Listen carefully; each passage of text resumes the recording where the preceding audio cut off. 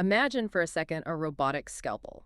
It's pausing for just like a fraction of a second during a really delicate remote heart surgery. Oh, wow. Yeah. Right. And why does it pause?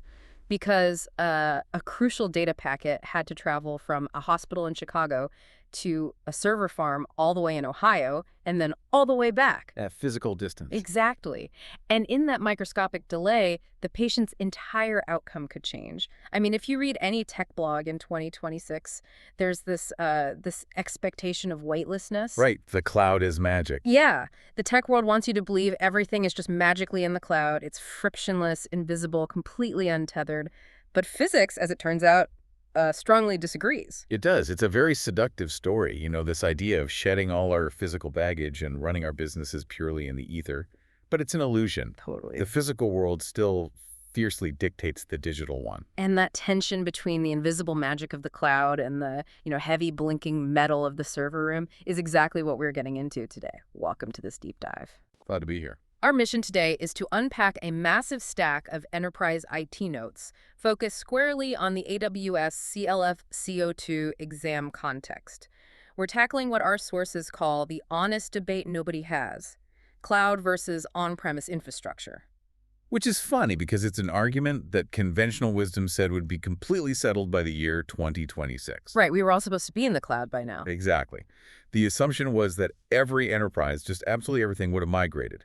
But the source material you provided, it tells a much more stubborn, nuanced story about how massive organizations actually operate today. To help you, the listener, really wrap your head around the mechanics of this, we're going to use a guiding framework. Think of it as the ultimate rent versus buy scenario. I like this. Yeah, so running your own on-premise infrastructure is like buying a house. You own the bricks, you own the roof, you have ultimate control over who comes inside. But if the plumbing bursts at 3 in the morning... You are the one holding the wrench. Exactly. Precisely. And in this architectural metaphor, the cloud is like renting a unit in a massive, high-end luxury skyscraper. Right. It's incredibly flexible. The corporate landlord in this case, AWS, handles all the maintenance, the physical security, the power grid. But, you're sharing the foundation and the plumbing with thousands of other tenants. Through virtualization. Yes, through virtualization. You don't own the building. Yeah. And you have to abide by the landlord's rules, paying a premium for that supreme convenience. Now, to make this deep dive genuinely useful, we're going to split this right down the middle.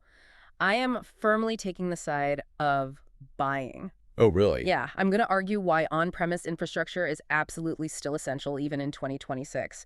And you're going to defend renting, advocating for why the cloud is the superior operational model. I happily accept the challenge. I mean, I think the cloud's corner is incredibly strong, especially when we look at the pace of modern business.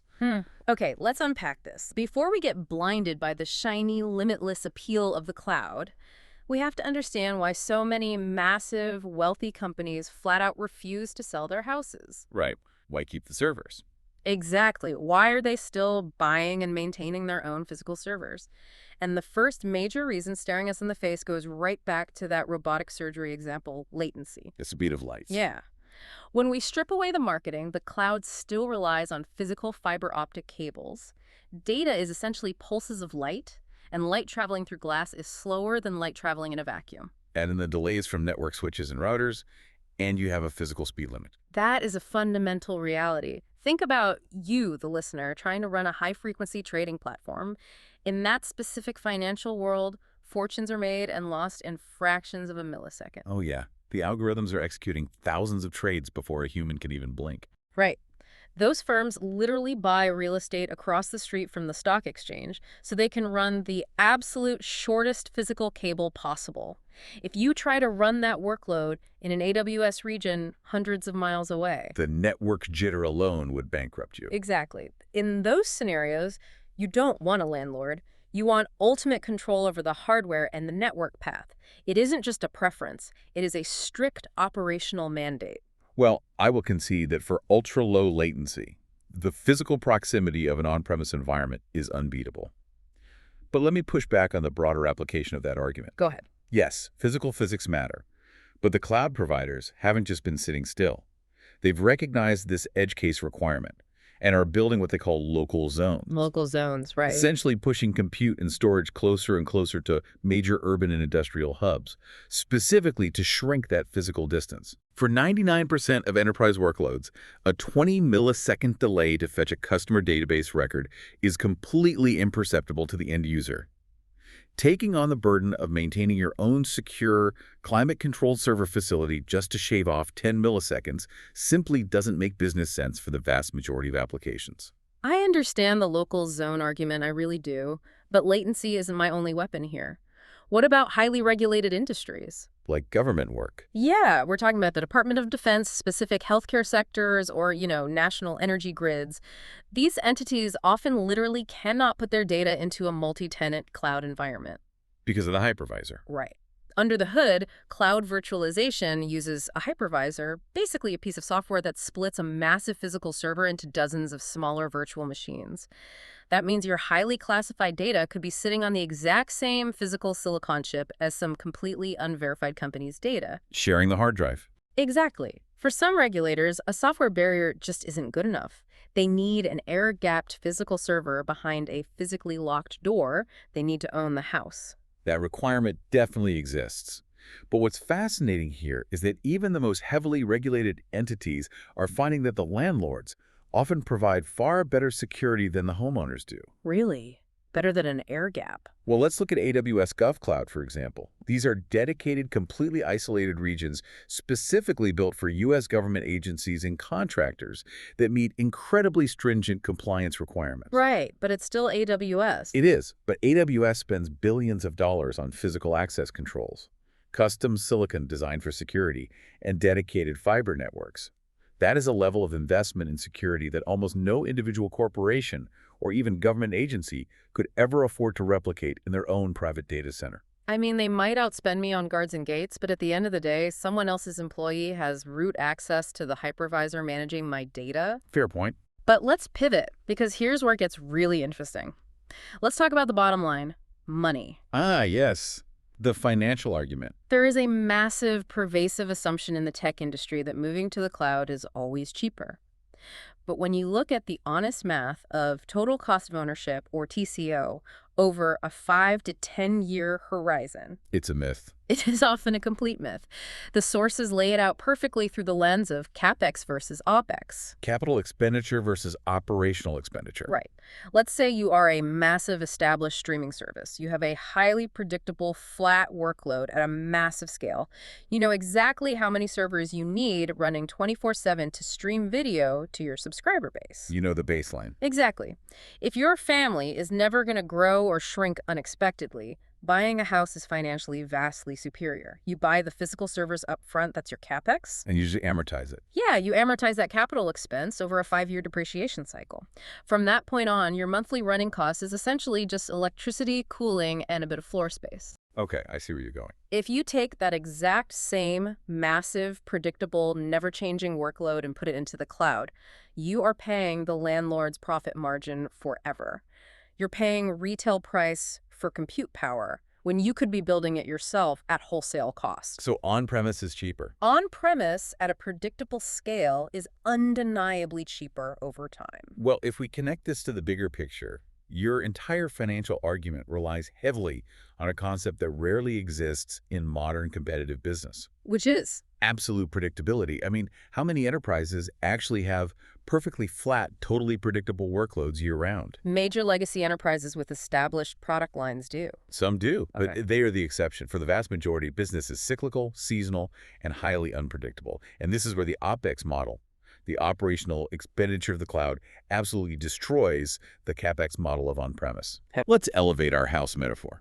Imagine you're a major global airline.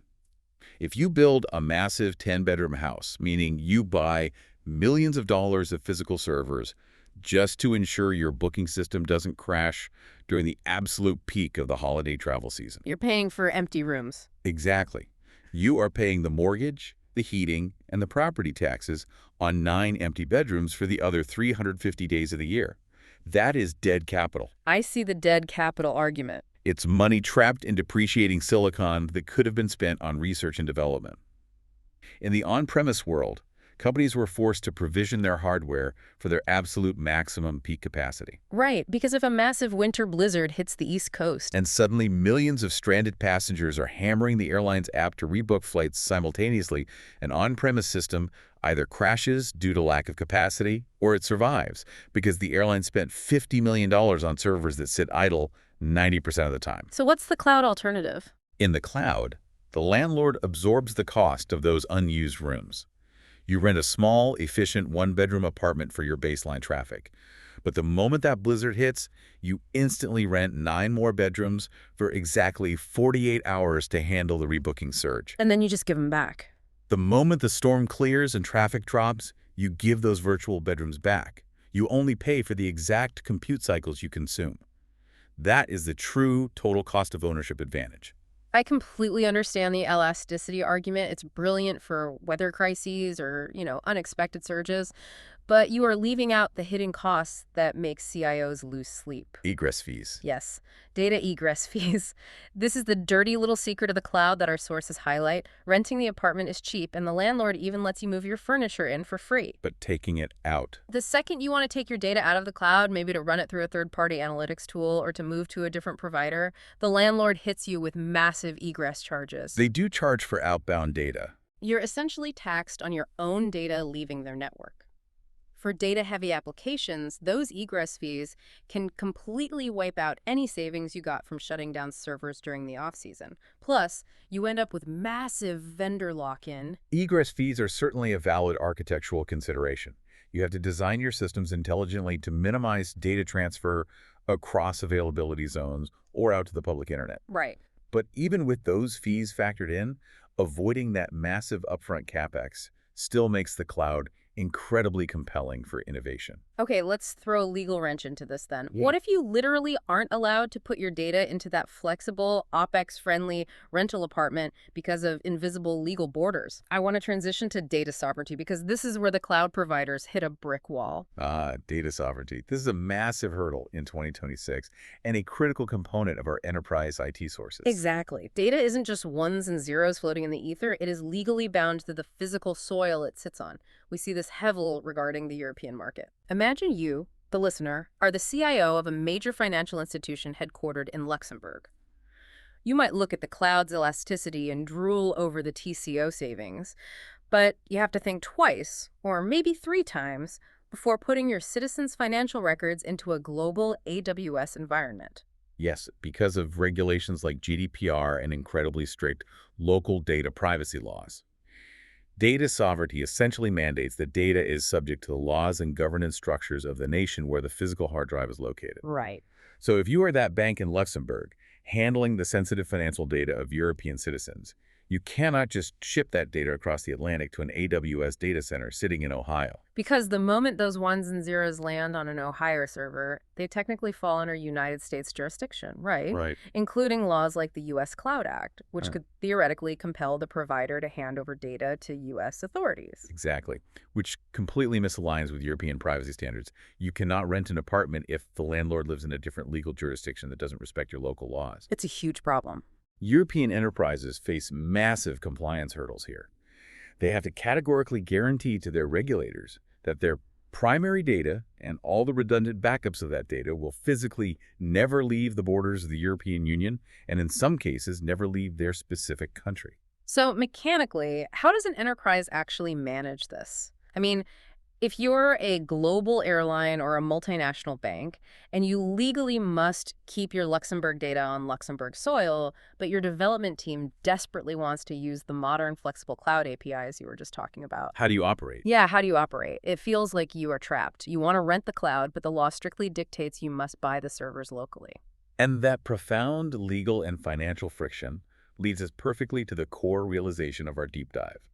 The debate we've been having, this strict binary of cloud versus on-premise, is rarely a zero-sum game in actual practice. It's time we drop the adversarial sides, I think, because the nuanced reality that our sources point to for 2026 is that almost no enterprise is 100% cloud, and almost no modern enterprise is 100% on-premise. Precisely. The architectural reality of 2026 is hybrid. Organizations are doing both. They want a highly secure, locally compliant house, and they rent a highly scalable apartment in the city. They keep their highly predictable, heavily regulated, latency-sensitive databases on the physical iron they own, and they deploy their unpredictable, customer-facing web applications into the elastic cloud. Exactly. But managing those two completely different technological environments with different control planes and different security models sounds like an absolute operational nightmare. It used to be a massive headache, but what's fascinating here is how the major cloud providers, specifically AWS in the context of our sources, had to adapt to this stubborn reality. They had to pivot. They realized that massive enterprises simply weren't going to abandon their on-premise data centers due to those laws of physics and data sovereignty. So instead of trying to force the enterprise to move to the cloud, AWS engineered a way to bring the cloud into the enterprise data center. Wait, walk me through the mechanics of that. How do you bring a massive distributed cloud architecture into a physical building that AWS doesn't even own? The primary solution outlined in our sources is a service called AWS Outposts. To stick with our metaphor, Outposts is literally the corporate landlord showing up at your private property and building a high-tech, fully managed rental unit right inside your own backyard. So they are actually shipping physical server racks to your loading dock. Yes, it is physical hardware. AWS will deliver and install a standard 42U rack of AWS servers directly into your private on-premise data center. Wow. But here's the critical mechanism. It is connected back to the closest AWS region, and it is controlled by the exact same AWS control plane. Oh, I see. Your developers use the exact same APIs, the same deployment tools, and the same management console they use for the public cloud. But the actual compute processing and the physical storage of the data happen locally on that rack, sitting securely behind your own locked doors. That is incredibly clever. That completely solves the Luxembourg banking problem. Suds. The sensitive financial data never leaves the physical building, instantly satisfying the local regulators. But the IT engineering team doesn't have to learn two different ways of deploying code. They just point their deployment script to the local outpost instead of the public region. And AWS handles all the underlying patching and hardware monitoring. Exactly. It provides the managed services aspect of the cloud while respecting local data laws. But to make this hybrid reality function securely, you need a highly reliable way for your house and your rental apartment to talk to each other, right? Absolutely. You cannot rely on the public internet to transmit that control plane data or sync your private databases. The public internet is too chaotic. Routing paths change, latency spikes, and security is always a concern. So how do you bypass the internet? Let me guess. AWS Direct Connect. Well, wait, I'm the one asking you, but yeah, AWS Direct Connect. How does that actually bypass the internet, though? Is it just like a really heavy-duty VPN? No, it's not a VPN or the public internet. Direct Connect is a physical telecom peering solution. It is a dedicated private network connection. Literally physical cables. Yes. Usually, your enterprise network connects to a router in a colocation facility, and AWS has a router in that exact same facility. You physically run a cross-connect cable between them. You just plug them together. You are establishing a private high-speed highway built exclusively for your data. It utilizes private IP address space and BGP routing to ensure that your data travels back and forth between your physical servers and your AWS cloud resources without ever touching the public internet. That's massive for security. It guarantees consistent latency and massive bandwidth, which is crucial for hybrid architectures. Okay, so we've established a highly nuanced hybrid reality. Enterprises are juggling outposts, direct connect peering, legacy-owned servers, and elastic rented cloud space. Right. But our mission today isn't just about architecture. It's about translating all of this real-world complexity into the specific context of the AWS Certified Cloud Practitioner exam, the CLF CO2. The exam context is key. Because if you are listening to this and preparing for that exam or just trying to build a business case for leadership, you have to understand the specific vocabulary AWS uses to define their value proposition. That is a vital transition. The CLF CO2 exam doesn't focus on the deep technical routing of BGP or the specific merits of staying on-premise forever. The exam evaluates your understanding of the overarching business benefits of the cloud. You need to know the terms. You need to be able to map the complex realities we just discussed to their core conceptual pillars. Right. If you're sitting in a boardroom or sitting for the test, you have to fluently speak the language of cloud benefits. The four major concepts that our sources emphasize are elasticity, no upfront cost, global reach, and managed services. Let's contextualize these practically. Let's look at a few high-level enterprise scenarios and weave those core concepts in so you, the listener, can see exactly how IT leaders translate theory into business value. Let's start with an enterprise research and development division. Say they have an incredibly ambitious idea for a new generative AI model. Okay. To train this model on-premise, the IT director would have to go to the CFO, write a massive business case, and wait 6 months for approval to spend $500,000 in capital expenditure just to buy the GPUs. That takes forever. And if the AI model completely fails, they are stuck with $500,000 of rapidly depreciating hardware. In the exam context, that scenario perfectly highlights the benefit of no upfront cost. This is the shift from CapEx to OpEx we unpacked earlier. Oh. By utilizing the cloud, that R&D team can spin up an entire cluster of the world's most powerful GPUs in 5 minutes. They train their model for 2 weeks, paying only for the hours they consume. And if it fails? If the project fails, they terminate the instances and stop paying. It drastically lowers the financial barrier to entry for enterprise innovation because there is zero sunk capital. That makes perfect sense. Now, let's go back to our global airline example. They've shifted to the cloud, and that winter blizzard hits JFK Airport. Millions of users are refreshing the app. In the old days, the servers would melt. This tests your grasp of elasticity. And it's important to understand the mechanism here. Elasticity isn't just having extra servers. It's automated, right? Yes, it is the automated ability of the cloud to provision resources out dynamically, adding compute power to handle the massive rebooking spike without human intervention, and then seamlessly scaling those resources back in when the storm clears. So it shrinks and grows. It is the ultimate alignment of IT infrastructure with actual business demand. Okay, final scenario to map out. A highly successful luxury retail brand based in London decides they are ready to capture the Asian market. Great move. Right. They want to launch their e-commerce platform in Tokyo and Sydney, and it needs to load instantly for those local buyers. If they relied purely on their on-premise data center in the UK, the latency would ruin the shopping experience. The speed of light strikes again. Exactly. But building new physical data centers in Japan and Australia would require negotiating foreign real estate, navigating local telecom laws, hiring an army of local IT staff. I mean, it would take 2 years. Which perfectly illustrates the final two concepts: global reach and managed services. With AWS's global infrastructure, that London retailer can deploy their application architecture into the Tokyo and Sydney regions in literally minutes with a few clicks or a single infrastructure as code script. In minutes instead of years. That is global reach. And because AWS handles the physical building security, the power grid, the server lacking, and the hypervisor maintenance that is the managed services aspect, the retailer doesn't need to hire a single hardware engineer in Asia. Wow. They just deploy their code and focus entirely on selling their products. It's amazing how those rigid exam definitions actually provide a perfect vocabulary for solving the real-world friction we discussed at the beginning of the show. This raises an important question, though, for anyone stepping into cloud architecture.